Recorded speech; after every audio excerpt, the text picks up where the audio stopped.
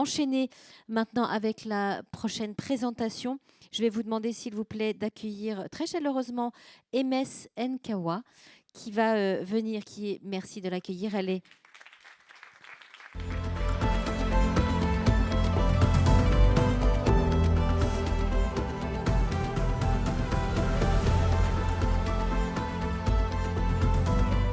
Voilà, MS Nkawa, qui est médecin épidémiologiste de terrain et présidente de Youth for Health and Development of Africa, YOEDA. Votre présentation, comment maintenir l'accès à des informations de qualité en période de crise. Je vous laisse la main.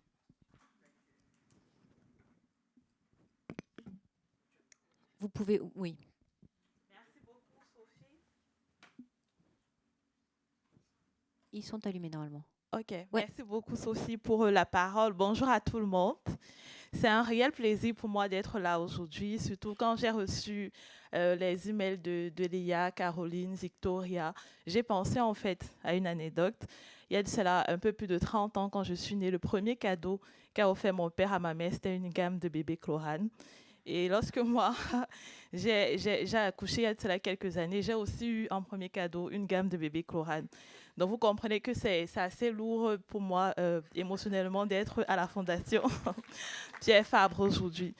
Donc j'aurai la lourde tâche de parler de l'accès aux informations de qualité en temps de crise. C'est d'autant plus important parce que maintenir cet accès lorsque j'ai entendu Frédéric tout à l'heure, j'ai entendu Béatrice tout à l'heure, je me suis dit waouh, il y a vraiment du travail. Imaginez durant une épidémie mortelle, vous avez une population qui, lorsqu'elle a besoin d'informations, ne va pas vers une formation sanitaire, mais se tourne vers un influenceur ou bien se tourne vers un proche. Vous avez l'impression que ce n'est pas réel, mais c'est ce qui arrive. Ce n'est pas une exception. Ce que vous voyez à l'écran actuellement se passe actuellement en République démocratique du Congo. Vous avez là, vous avez, il y a de cela quelques années, on a introduit le vaccin contre le paludisme. Et il y a des influenceurs, il y a vraiment une armée d'influenceurs qui ont fabriqué des informations, qui ont fabriqué des études pour montrer sur les réseaux sociaux que ces vaccins étaient dangereux pour les enfants. Et malheureusement, ces informations qui se propagent à travers Twitter, les autres réseaux sociaux, qui semblent anodines, ont un impact. Vous avez une diminution de vaccination, Frédéric l'a dit tout à l'heure, dans beaucoup de pays. Vous avez même les études qui montrent notamment, l'OMS l'a dit que depuis 2024, vous avez 60 pays qui ont été frappés d'importantes perturbations des vaccinations de rougeole. C'est plus de 2 fois qu'en 2022. Et même lorsqu'on parle du paludisme, au niveau du Cameroun, qui était le premier pays d'ailleurs qui a reçu le vaccin contre le paludisme, c'est le fait de ne pas avoir forcément préparé la population en amont, a laissé le champ à ces influenceurs, ces pseudo-influenceurs, pour nourrir la population sur le fait que ces vaccins venaient pour détruire leurs enfants, les rendre infertiles. Et on a observé en plus avec Covid-19 qu'il y avait une diminution de l'utilisation des services liés à la vaccination. Et ce n'est pas tout, justement, l'histoire de tout à l'heure. En République démocratique du Congo, si vous suivez un peu l'actualité, il y a de cela quelques jours, il y a 2 professionnels de santé qui seraient décédés parce qu'ils ont été tués par les populations qui les accusent d'avoir volé leur sexe. Je ne sais pas si vous en avez déjà entendu parler, mais ça existe. Ce phénomène qui s'explique par le syndrome de Coro ou encore l'effet nocebo est de plus en plus retrouvé. Au Cameroun, d'ailleurs, même durant le début de l'année, nous avons eu une situation similaire. Et ces phénomènes sont accentués dans les pays en situation de crise, où il y a une crise de confiance avec les autorités. Et aussi, il y a la propagande russe qui vient activer davantage en sous-bassement ce genre de rumeurs, qui ont des conséquences, bien entendu, nocives. Alors, lorsqu'on parle d'accès à l'information fiable de qualité, il faudrait déjà comprendre qu'il y a plusieurs informations ou bien plusieurs phénomènes qui viennent manipuler ou détruire l'information. Durant Covid-19, tout à l'heure, on a vu lors du précédent panel que ça a été vraiment une crise mondiale révélatrice de beaucoup de fléaux. Et durant cette pandémie, nous avons également vu qu'il y avait plusieurs problèmes liés à l'information qui venaient altérer la qualité de la bonne information. Vous avez par exemple la désinformation qui est cette fabrication à but vraiment de nuire et limiter l'accès à la bonne information. Vous avez la mésinformation généralement lorsque vous avez des familles qui partagent, des amis qui partagent des tips dans les groupes, juste pour donner des conseils. Un médecin chinois a dit que si vous prenez de la betterave au réveil, vous allez avoir moins de chances de faire un cancer, etc. Ou bien si vous prenez de l'eau citronnée, vous n'allez pas attraper le Covid-19. On a tous vu ce genre de messages passer, qui ne sont pas à but de nuit, mais qui ont aussi un impact, malheureusement, sur l'accès à la bonne information. Et vous avez tout le reste d'informations qui peuvent être fabriquées, comme la propagande, qui est extrêmement importante actuellement, surtout en Afrique, avec ce qui se passe dans le contexte sociopolitique actuel, où on a l'impression que ça se limite juste à la propagande politique, mais il y a également un impact à la propagande en santé. En situation de crise, la désinformation est un agent pathogène silencieux et qui est beaucoup plus grave qu'on ne peut le penser. Nous avons mené une petite étude durant Covid-19.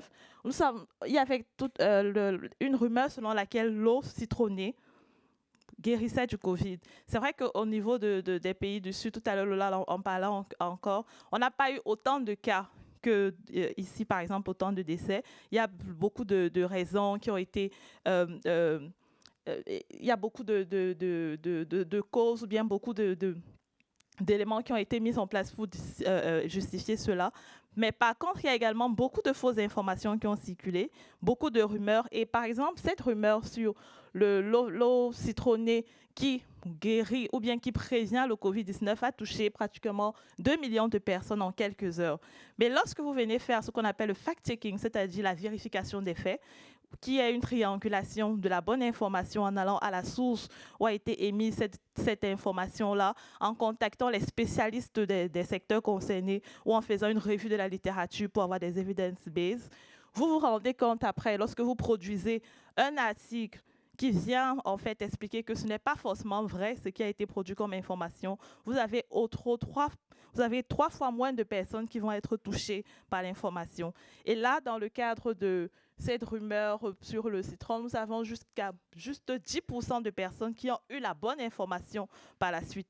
Et cela s'explique parce que généralement, lorsque vous avez déjà eu une fausse information qui a circulé, elle est 7 fois plus rapide en fait que la bonne information qui va circuler en fait. C'est pour cela qu'on voudrait davantage mettre l'accent sur la préparation en amont, l'accessibilité aux informations en amont pour que lorsque plus tard, il y a des fausses informations qui vont circuler, la population est déjà préparée et a déjà suffisamment de bonnes informations pour prendre les bonnes décisions.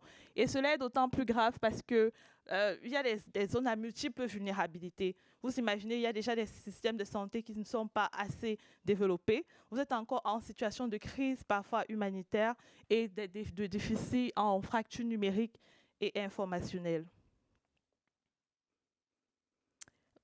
Par rapport aux défis à une information de qualité, nous allons parler d'essentiellement 3 défis.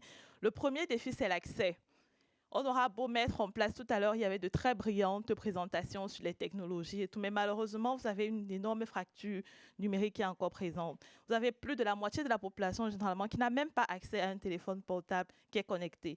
Donc, lorsque vous allez mettre en place des applications, mettre en place des systèmes digitaux, très peu de personnes, surtout dans les zones rurales, pourront avoir accès à ces informations, à ces technologies. Le deuxième critère, c'est la crédibilité. Avoir accès à des ressources fiables, à des sources fiables. Au Cameroun, par exemple, on n'a pas encore de loi qui garantit l'accès à l'information. Donc, ça veut dire, lorsque vous êtes un média, un professionnel, vous voulez faire un article ou bien vous voulez mettre à disposition de votre auditoire une information, c'est difficile de trouver les bonnes sources et personne n'est obligé de vous donner ces bonnes informations-là. Et malheureusement, ça nourrit aussi le fait d'avoir un manque d'informations qui sont souvent pas crédibles et ces médias, ces professionnels peuvent aller se tourner vers des sources qui sont moins crédibles et moins importantes. Le troisième défi, c'est l'utilisabilité. Souvent, lorsqu'on a des systèmes d'information, il n'est pas toujours adapté. Vous avez en Afrique les langues principales qui sont souvent l'anglais, le français, l'espagnol, qui ne sont pas forcément les langues locales.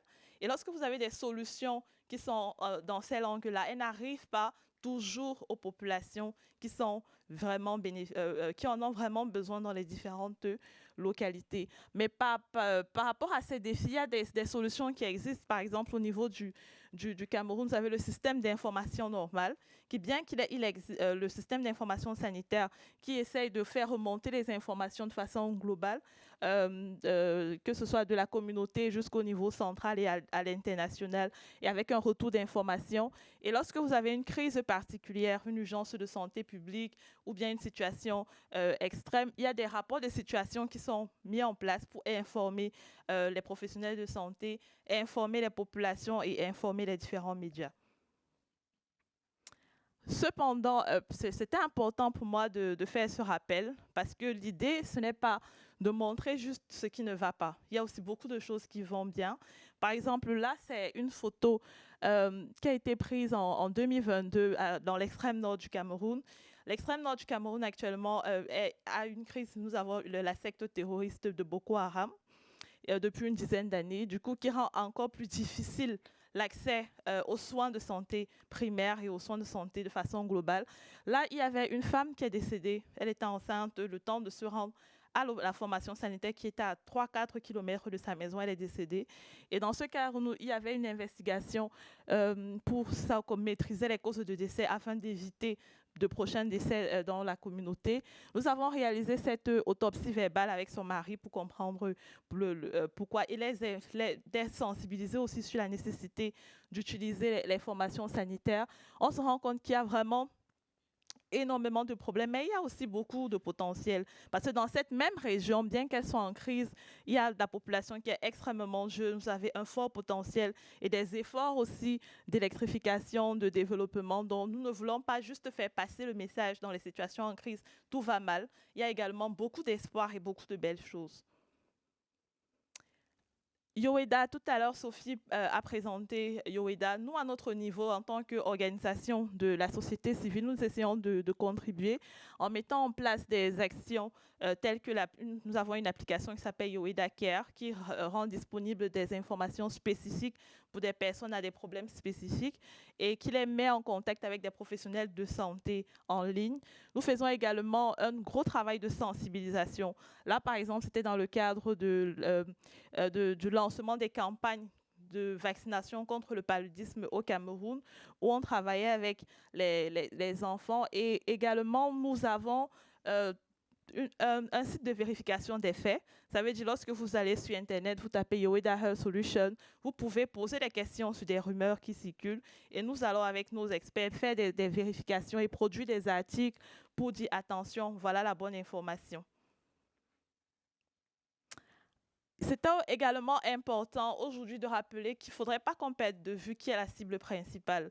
Nous, dans la salle, nous sommes âgés environ, je dis comme ça, je n'ai pas fait d'études randomisées, mais la moyenne d'âge pourrait être de 40-50 ans. Mais actuellement, la véritable cible, si on veut parler d'accès aux informations, c'est la génération Z. J'ai mis le petit drapeau de One Piece, vous suivez tout ce qui se passe actuellement, les révolutions dans le monde qui sont systémiques, au Népal, à Madagascar, au Kenya, etc. Il faudrait que les solutions puissent intégrer la génération Z, la nouvelle génération, les plus jeunes. Pour cela, il faut penser à combattre la désinformation avec les codes appropriés. Nous, on s'est rendu compte en produisant, par exemple, nos articles que c'était les personnes d'un certain âge, d'une certaine classe sociale ou bien d'un certain background académique qui lisaient les articles.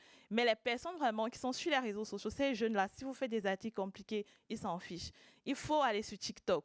Il faut produire des contenus vraiment de base. Même lorsque on développe des systèmes, on développe des applications, il faut le faire le plus simplement possible pour qu'ils puissent être utilisés par cette génération-là. Et surtout, il faut les intégrer dans la recherche de solutions. Parce que si vous venez, vous avez l'impression de venir donner une solution à une personne qui s'en fiche complètement ou a d'autres problèmes, vous n'allez que faire aggraver la situation et le retour sera parfois, avec cette génération, très, très brutale. Donc, très rapidement, il y a également des pistes, il y a beaucoup de solutions lorsqu'on parle de rendre accessible l'information qui existe. Nous avons par exemple des universités comme Stanford qui travaillent vraiment à mettre des études poussées pour donner de la matière à tous ceux qui travaillent dans l'accessibilité. Il y a l'OMS également qui a créé un réseau qui met à disposition les informations de qualité, qui travaille vraiment à encourager tous ces acteurs-là dans ce sens. Et également, il y a de cela quelques mois, nous avons travaillé avec l'organisation Sciences Presse et l'Organisation internationale de la francophonie a produit des cours pratiques pour améliorer la littératie médicale et mieux s'informer pour les professionnels, les différents professionnels. Donc, si vous devriez retenir quelque chose de cette présentation, qui n'est pas très longue, j'espère, c'est que l'information de qualité, ce n'est pas un luxe. C'est vraiment un soin à part entière. Et il est extrêmement important, surtout lorsqu'on parle de pays du Sud. Parce que vous pouvez ne pas avoir l'opportunité d'arriver dans une formation sanitaire, mais si l'information de qualité arrive à vous, vous aurez sauvé des vies. Donc, il faudrait qu'on en fasse un droit humain. C'est le plaidoyer que nous faisons aujourd'hui. Et je finirai par cette citation de Bernard Kouchner, que je pense qu'on connaît pratiquement tous ici, surtout faisant dans l'humanitaire. L'information et l'humanitaire sont le remède contre les douleurs extrêmes. Donc, à chaque fois que vous mettez en place des solutions, lorsque vous pensez aux autres, lorsque vous pensez à notre population, notre planète telle qu'elle est aujourd'hui et aussi aux générations à venir, pensons comment mettre fin aux souffrances et surtout rendre accessibles les informations de qualité. Sur ce, je vous remercie. N'hésitez pas à nous écrire si vous avez plus de questions ou bien si vous voulez qu'on continue à travailler. Merci. Merci beaucoup, MS. Merci.